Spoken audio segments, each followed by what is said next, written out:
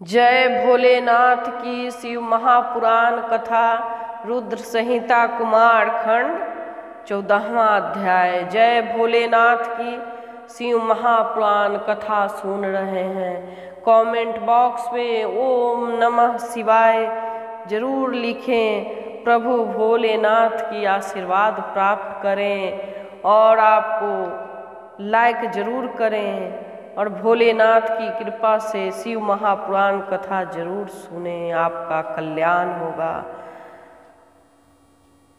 कुमार खंड 14वां अध्याय। द्वार रक्षक गणेश तथा शिव गणों का परस्पर विवाद। ब्रह्मा जी बोले, तब उन गणों ने क्रुद्ध हो शिव जी की आज्ञा से वहां जाकर उन द्वारपाल गिरजापुत्र से पूछा। शिवगण बोले, तुम कौन हो, कहाँ से आए हो और यहाँ क्या करना चाहते हो? यदि जीना चाहते हो तो यहाँ से शीघ्र दूर चले जाओ। ब्रह्मा जी बोले, उनका यह वचन सुनकर हाथ में लाठी लिए हुए गिरजापुत्र ने निडर होकर उन द्वार रक्षक गणों से कहा। गणेश जी बोले, आप लोग कौन हैं और कहाँ से आए हैं? आप लोग बहुत ही सुंदर हैं, शीघ्र ही यहाँ से दूर हो जाइए। विरोध करने के लिए यहाँ क्यों स्थित हैं? ब्रह्मा जी बोले। इस प्रकार उनके वचन को सुनकर शिव जी के सभी महावीर गणों ने आश्चर्यचकित होकर परस्पर हास्य करके कहा। शिव जी ने उन पार्षदों ने आपस में बातें करके कुपित मन होकर उन द्वारपाल गणेश जी से कहा। शिवगण बोले, सुनिए, हम सब शिव जी के श्रेष्ठ गण ही यहाँ के द्वारपाल हैं। अब उन विभु शंकर की आज्ञा से तुम्हें यहाँ से हटाने के लिए आए हैं। तुमको भी एक गण समझकर हम तुम्हारा वध नहीं करते, अन्यथा तुम मार दिए गए होते। तुम स्वयं यहाँ से हट जाओ, क्यों मरना चाहते हो? ब्रह्मा जी बोले। इस प्रकार कहे जाने के बाद भी गिरजापुत्र निर्भय गणेश शंकर गणों को बहुत फटकार कर द्वार से नहीं हटे। तब वहां के उन संपूर्ण शिव गणों ने भी गणेश जी का वचन सुनकर शिव जी के पास जाकर उस वृत्तांत को निवेदित किया। हे मुने, अब अद्भुत लीला करने वाले महेश्वर उस वचन को सुनकर अपने गणों को डांटकर लौकिक गति का आश्रय लेकर कहने लगे। महेश्वर बोले, हे गणों, यह कौन है जो शत्रु के समान इतना उच्च श्रृंखल होकर बातें करता है? यह असद बुद्धि क्या करेगा? निश्चय ही यह अपनी मृत्यु चाहता है। इस नवीन द्वारपाल को शीघ्र ही यहाँ से दूर करो। तुम लोग कायरों की भांति खड़े होकर उसका समाचार मुझसे क्यों कह रहे हो? अद्भुत लीला करने वाले शंकर के ऐसा कहने पर उन गणों ने पुनः वहीं पर आकर उन द्वारपाल गणेश से कहा। शिवगण बोले, हे द्वारपाल, तुम कौन हो और किसके द्वारा नियुक्त होकर यहाँ स्थित हो? तुमको हम लोगों की कोई परवाह नहीं? यहाँ रहकर कैसे जीना चाहते हो? द्वारपाल तो हम लोग हैं, तुम किस प्रकार अपने को द्वारपाल कहते हो? शेर के आसन पर बैठकर सियार किस प्रकार अपने कल्याण की इच्छा कर सकता है? हे मूर्ख, तुम अभी तक गर्जना कर रहे हो। जब तक तुम शिव गणों के पराक्रम का अनुभव नहीं कर लेते। अभी जब तुम अनुभव कर लोगे तब धराशायी हो जाओगे। तब उनके द्वारा कहे गए इस वचन को सुनकर गणेश जी दोनों हाथ में लाठी लेकर ऐसा बोलने वाले उन गणों को मारने लगे। तदंतर शिव पुत्र गणेश ने निडर होकर शंकर के महावीर गणों को घूरकर कहा। पार्वती पुत्र बोले, जाओ जाओ, यहाँ से दूर चले जाओ, अन्यथा मैं तुम लोगों को प्रचंड पराक्रम दिखाऊंगा, जिससे तुम लोग उपहासास्पद हो जाओगे। तब उन गिरजा पुत्र की यह बात सुनकर शंकर के वे गण आपस में कहने लगे। शिवगण बोले, अब हमें क्या करना चाहिए, कहाँ जाना चाहिए? कहने पर भी यह हमारी बात नहीं मानता। हम लोग तो मर्यादा की रक्षा करते हैं, इसने ऐसी बात किस प्रकार कही? ब्रह्मा जी बोले, तब शिव के सभी गणों ने कैलाश से 1 कोस की दूरी पर स्थित शंकर जी से जाकर वह सब कहा। तब हाथ में त्रिशूल धारण किए हुए उग्र बुद्धि परमेश्वर शिव जी ने हंसकर वीरमानी अपने उन गणों से कहा। शिव जी बोले, हे गणों, तुम लोग कायर हो, वीरमानी वीर नहीं। मेरे सामने तुम लोग ऐसा कहने की योग्य नहीं हो। डांटे जाने पर वह पुनः क्या कह सकता है? तुम लोग जाओ, उस पर प्रहार करो, चाहे वह कोई क्यों न हो। मैं तुम लोगों को अधिक क्या कहूँ? चाहे जैसा भी हो, उसे वहाँ से हटाओ। ब्रह्मा जी बोले, हे मुनीश्वर, जब महेश्वर ने अपने श्रेष्ठ गणों को इस प्रकार फटकारा, तब वे गण पुनः वहाँ गए और बोले। शिवगण बोले, अरे बालक सुनो, तुम हठपूर्वक क्यों व्यर्थ बकवास करते हो? अब तुम यहाँ से दूर चले जाओ, अन्यथा तुम्हारी मृत्यु हो जाएगी। ब्रह्मा जी बोले, शिव की आज्ञाकारी उन गणों का निश्चय पूर्वक वचन सुनकर मैं क्या करूं? यह सोचकर पार्वती पुत्र गणेश जी बहुत दुखी हुए। इसी बीच द्वार पर गणों तथा गणेश का कलह सुनकर देवी पार्वती ने अपने सखी से कहा, देखो द्वार पर किस प्रकार कलह हो रहा है।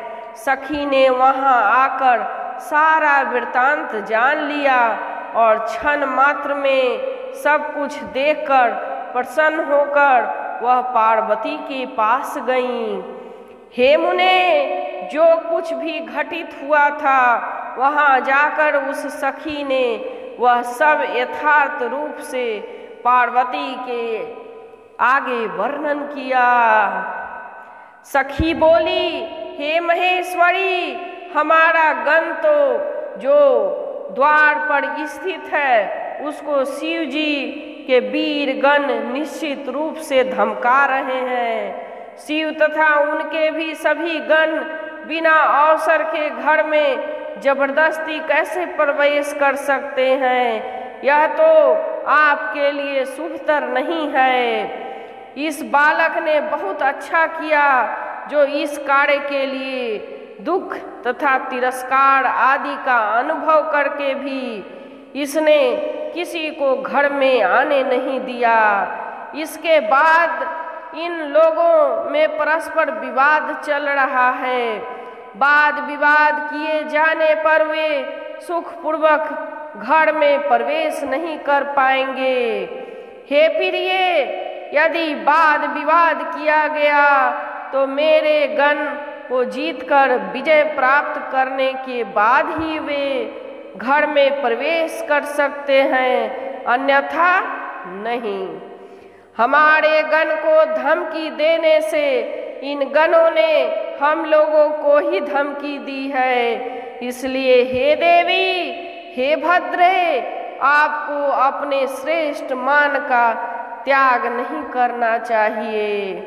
हे सती, शिव जी तो बंदर के समान सदा आपके अधीन हैं। वे अहंकार क्यों करेंगे?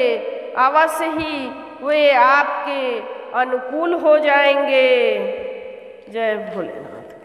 ब्रह्मा जी बोले, आश्चर्य है कि वे सती पार्वती स्वेच्छा से क्षण भर वहाँ रुक गई और वे माननी होकर अपने मन में कहने लगी।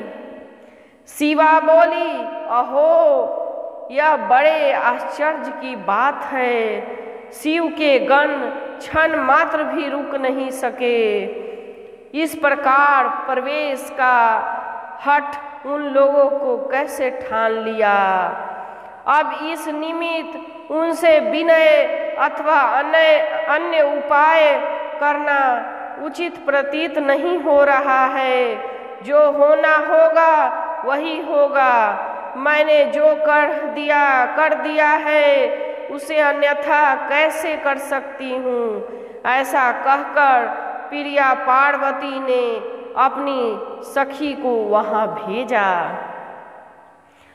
वह सखी आकर पार्वती पुत्र गणेश से प्रिया पार्वती द्वारा कही गई बात कहने लगी।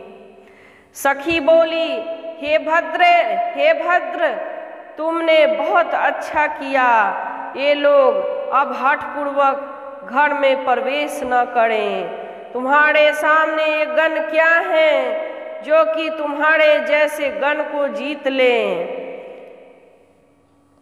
करने योग्य अथवा न करने योग्य जो भी कर्तव्य हो तुम उसे अवश्य करना। जो एक बार जीत लिया जाएगा वह फिर बैर नहीं करेगा।